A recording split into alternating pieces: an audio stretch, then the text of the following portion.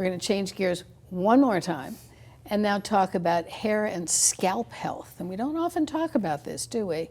Even though dandruff is a condition that affects about 50 million Americans. So it's a very common problem that up till now has not had a great deal of research into it and discussion about it. Hair and scalp health have been a hot topic in the last couple of years, and we've moved away from treating the scalp as an isolated problem and started thinking of it as what it really is, which is a continuation from the skin and sort of a mini ecosystem all of its own. And there's a clear biological continuity, clearly, from the face to the scalp, so we can't just think of that patch on the scalp as being an isolated issue. And one of the phrases that has been coined is to talk about it being the scalp-hair axis. And I think we often forget about the scalp pathology in the early stages. Now, let me ask you something. In your practice, do patients with dandruff come in complaining of it as the chief complaint, or as sort of an oh, by the way issue? Or do you perhaps notice it in your total skin exam and they haven't mentioned it at all? Yeah, I see both types of scenarios. I actually do have a very large number of patients who come in specifically for the complaint of what they would call dry scalp or itchy scalp. Itchy. They don't know why it's itchy or why it's dry or what they perceive as dry, right? They see the scaling and perceive that to be a dry scalp. So that's a top chief complaint, for a top 3 chief complaint in my practice. But there's also the other scenario. Patient coming in for a full body skin exam, and it's an incidental finding as you're doing your head to toe exam. And sometimes a remarkable incidental finding, right? I mean, a lot of redness, a lot of scale all over the shoulders, and they're not even mentioning it to us. I think they don't realize it's a disease and don't realize that it's something that we can treat relatively easily. So true. And a lot of the effects for this problem come from the outside world, come from the exposome, the pollution and ultraviolet light and humidity levels that all trigger this oxidative stress and lipid peroxidation that we know is a part of the whole problem. It's sort of a biological dysfunction of the scalp barrier. So let's move on now and talk about a new product from Vichy. It's called Vichy Durcos. We have a lot of years behind us. Some of you may just be beginning to hear about Vichy Durcos in the US, but it's a brand that is and has been a staple in French and European pharmacies for decades. In fact, Vichy Durcos is the #1 derm-recommended anti-dandruff brand in Europe. And the products that you're about to hear about tonight are intended for the patients who have moderate to severe dandruff, which is about 63% of the dandruff sufferers. So this is a very common condition and one that has been dealt with quite nicely in Europe, and now finally we're getting to utilize the products here. So let's start with the shampoo.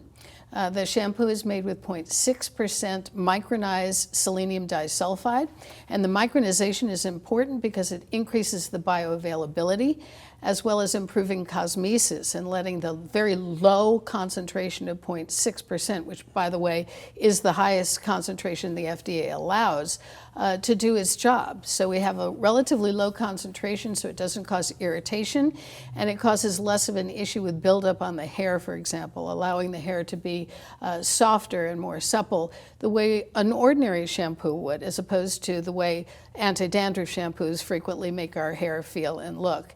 In the studies, we saw 100% of flakes eliminated and 75% in just 42 days. So working very well and very fast, and reducing, of course, itch, very importantly, with 100% global patient satisfaction after 14 days. That's a hard number to accomplish. So what is it? It's a combination, not just the 0.6% selenium disulfide, but also salicylic acid and niacinamide and menthol. So we have the selenium sulfite to kill the malassezia. We have the salicylic acid to help to exfoliate, to get rid of all those extra cells on the skin that end up leaving those marks on our shoulders. Niacinamide to nourish and moisturize the scalp as well as the hair. And menthol to give that cooling feeling to help to quench that itch. We both used it. What did you think of it? I was really impressed as someone who actually suffers from seborrheic dermatitis myself. I have tried a number of shampoos over the years, and I was very impressed using this. And you mentioned the menthol. Yes. I didn't think that when I first saw the formula, I didn't really appreciate how much that might contribute, but I felt that that probably gave me some more immediate soothing effect that I think patients are going to appreciate. It was a very pleasant feel. I've used menthol before in lip balms and such, and it's too overpowering. This was just a little tingle sensation that I was still feeling about 30, 45 minutes after I had washed my hair. So I was impressed. I've used it 3 times now, so I'm going to keep going. So we have some data. I have a comparison study to show you between the 0.6% and 2% prescription ketoconazole shampoo. So here's our study design. We have 87 patients who were treated for 6 weeks in a randomized double-blind comparison study. The patients were evaluated at day 0, and then again at day 14 and day 42, and they used one or the other shampoo. So either the 0.6% selenium disulfide shampoo, which is applied to wet hair in the shower, lathered up, left on for only 2 minutes, rinsed, and done again for a second time. Whereas the 2% ketoconazole, according to the package insert, needs to be applied and left on the hair, on the scalp, for 5 to 10 minutes, which is kind of a deal breaker for a lot of patients. Can you stand there in the shower for 5 to 10 minutes and not end up rinsing your hair? I certainly would have difficulty doing that, so I assume my patients would too. Yeah. Not to mention the potential dryness that we get from that 2% ketoconazole. Exactly. So the study there was a 14-day washout period where banal shampoo was used by the entire group 3 times a week, and then they were randomized to receive one shampoo or the other. The selenium disulfide was used 3 times a week, and then the ketoconazole was used twice a week because that's what it says in the package insert. And that went on until day 42, where we have our evaluation. And our criteria was looking at the SSSD score, which I'll talk about in a second, total dandruff score, which includes adherent as well as non-adherent dandruff, quality of life, global satisfaction, efficacy, an auto-evaluation by the patient of evidence of discomfort like itching and burning and stinging, and a word called cosmeticity. It was new to me. Cosmeticity is basically cosmetic elegance. It's a trade term. So they were asked, how did your hair look, basically, and some illustrative photographs to show you. So here's the raw data. So here we're looking on the left at the SSSD, which is symptom scale of seborrheic dermatitis. So we're talking basically about itch here. And we see both products giving us about a 75% reduction in that itch over the 42-day period of time. Pretty much parity, although there was a numerical superiority of the selenium disulfide over the ketoconazole. In the middle, we're seeing the total score of dandruff with a 78% reduction. Again, the 2 products both working very well, but numerical superiority for the selenium disulfide over the ketoconazole. And same story for global satisfaction. Again, not a statistically significant difference, both products doing quite well. So let me ask you at this juncture, before we go on to the flip side of the coin, how do you feel about this data? The efficacy data itself? I'm impressed by the efficacy because this is being compared to the gold standard of 2% ketoconazole from an efficacy standpoint. So there seems to be no trade-off with using the 0.6% selenium sulfide shampoo, which is what we want to see. So in this head-to-head study, no pun intended, we see parity in terms of efficacy, as you can see in this photograph.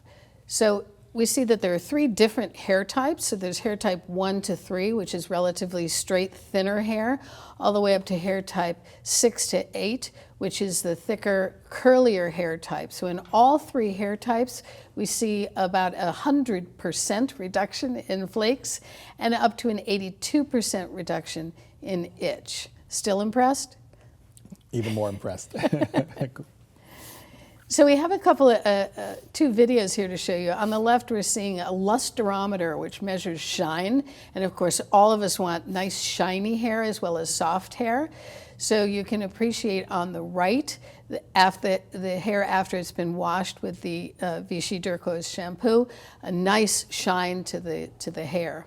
And then the second question is strength and the nature of flyaway hairs. So there's a machine that can test that on wet hair, which is notoriously more subject to damage.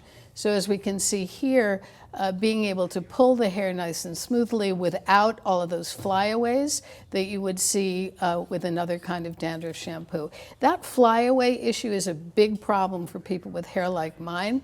It gives us sort of a halo around our hair. It's very hard to style without smashing it down with a whole lot of hairspray. So in addition to it demonstrating breakage, it's aesthetically unpleasing as well. Yeah, it brings up two important barriers that we tend to face with our medicated shampoos. Historically, we like ketoconazole. We tend to get a lack of sheen. It looks. Right. I don't know if you agree with this, but I do. The hair tends to look dull. Yes. And it's drier, and the dryness is not just a cosmetic issue. It can sometimes turn into a dermatologic problem of hair breakage. Right. With excessive dryness, you get fragility, and patient might come in with broken hairs or acquired trichorexis nodosa. Yeah. And that's what the patient said. Here we're looking at cosmeticity, our favorite new word, as well as the perception of efficacy with the selenium disulfide on the left and the 2% ketoconazole on the right. So in all cases, superiority for the selenium disulfide in terms of softness of the hair, the glossy appearance that we saw with that lusterometer a moment ago. It was found to be suitable for any hair type. Everybody seemed to be, as you can see here, happy with the results that they saw, both clinically as well as in terms of the cosmetic outcome, making the hair supple and giving it this natural appearance, is not appearing like hair that has been in some way processed. So cosmeticity, we're agreeing, a crucial part of the process of using a dandruff shampoo. So in conclusion here from this study, we see that we have parity for the anti-dandruff, for the SSSD, the global satisfaction, quality of life. The big difference between these two, other than the fact that one is on for 2 minutes and one is on for 10 minutes, is the cosmeticity and the self-perception of improvement. With softness, suitability for any hair type, hair suppleness, and that natural appearance to the hair being things that the patients really appreciated. So in summary then for the shampoo, we're again have a shampoo that has micronized 0.6% selenium disulfide. It was shown to reduce flakes by 100%, can't do anything better than that, to reduce recurrence of both the dandruff and the itch, that pleasant cosmeticity that we were just talking about, and the fact that daily use is probably unnecessary. Because the selenium sulfide is micronized, it's entirely likely that its increased efficacy, increased bioavailability would allow you to wash your hair perhaps less frequently. So let's talk about the frequency of use. What do you see in your practice in terms of how many times a week, you ask your patients to wash their hair? Yeah, when I treat my patients with scalp disorders, including seborrheic dermatitis, I have to take into account their hair washing frequency, their hair styling practices, both practical matters like how long it takes and cost of hairstyling, et cetera. It's complicated, so we have to find a recommendation that aligns with their hair type, their hairstyle, their hair care practices. And so having a product that doesn't require excessively frequent use, excessively frequent shampooing of the hair is really critical. So to have the flexibility to wash infrequently and still get an efficacious result, that's a big advantage. Big benefit. So now let's move on from the shampoo. We didn't talk about the conditioner, by the way. The conditioner also contains a small amount of salicylic acid, the niacinamide, and the menthol to complement the shampoo. But in addition to that, we have an in-between product. And what I mean by that is we've just said that many of our patients don't wash their hair very frequently, maybe every 2 weeks, maybe every 3 weeks. So what do we do for them in the middle if they're feeling itchy and looking flaky? So we have this product, the salicylic acid anti-dandruff serum from Vichy again. And many different aspects of this need to be pointed out. The first is that it contains salicylic acid to help to get rid of the flakes, glycerin to hydrate, macadesicide to comfort the skin and make it feel less itchy, and niacinamide also to moisturize and to make the skin feel more smooth and softer and soothing the skin. The last thing that needs to be pointed out is that nozzle. This is not spraying like Windex all over the place. This is very directed, sort of like that WD-40 red nozzle that's on the can. Very direct, so it's not getting all over the hair. So how important is the nozzle to you? I think it's very important. Clearly, a lot of thought went into the design of Yes. this because it allows the patient to target the affected area, being the scalp, with minimal exposure to the hair, Right. or much less than traditionally. So you could get that nozzle right at the scalp level and deliver it. Here's a great example. You have a patient who has braids, let's say. Right. You could let's take cornrow braids. You could literally put that nozzle like right at the scalp level, in between the space of the cornrow braids. That's Yep. just one real world example. And I tried it out, of course, and I put it on freshly blown out hair like I have now, and I was pleased that it did not leave a residue. Often these products have an oil to them that makes my hair look all matted down and unpleasant, especially if I use it more than once, which is what we're looking at here. We're looking at the ability to use it between shampoos. So, and it contains a little bit of water, but not enough to cause problems with frizzing. So I think it's extremely well made, and that nozzle really makes the product for me.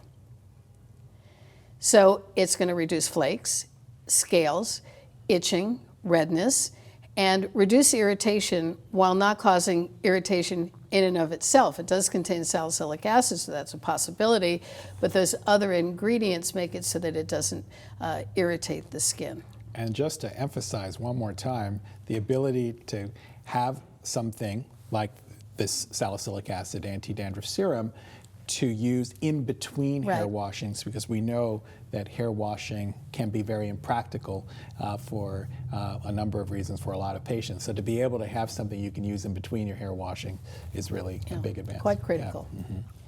So just for you to see, if you wanted to read up on this a little bit more, this is the article that we've been talking about, Beyond Efficacy, looking at the comparison between the selenium disulfide shampoo and the 2% ketoconazole.